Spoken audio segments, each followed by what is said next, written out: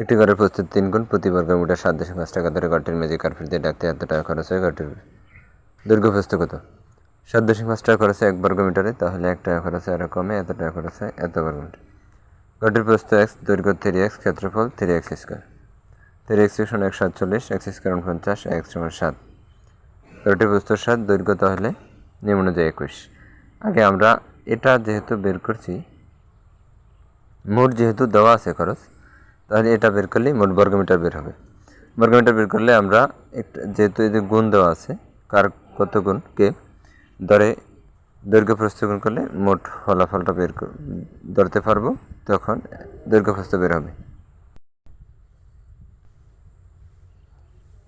এতটুকু থেকে বিশ্লেষণ করলে ফাংশন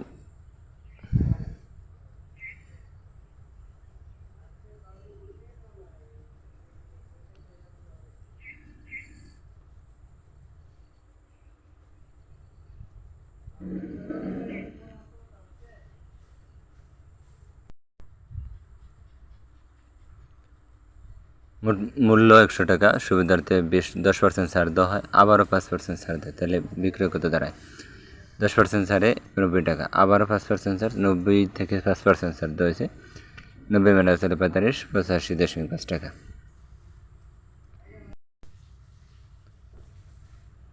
দৈর্ঘ্য প্রস্থ এত, ক্ষেত্রফল এত, পুকুর বাঁধে দৈর্ঘ্য এত, প্রস্থ এত, ক্ষেত্রফল এত, তাহলে পাড়ের ক্ষেত্রফল এত।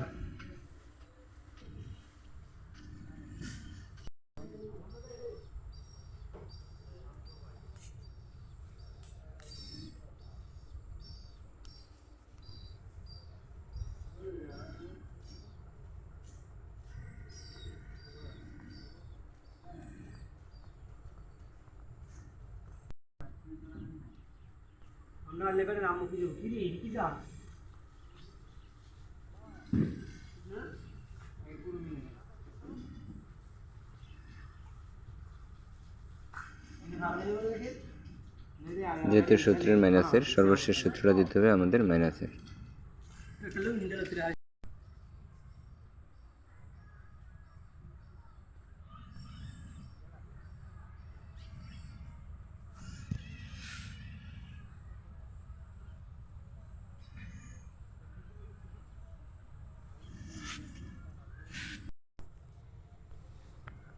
যেহেতু এটা 2 ধাপে আছে, ইকুয়াল টু পি আর 2 ধাপে করার পরে আমরা মুনাফা পাবো। মুনাফা যোগ করলে মোট মুনাফা, আর এটা যোগ করলে মোট আসল।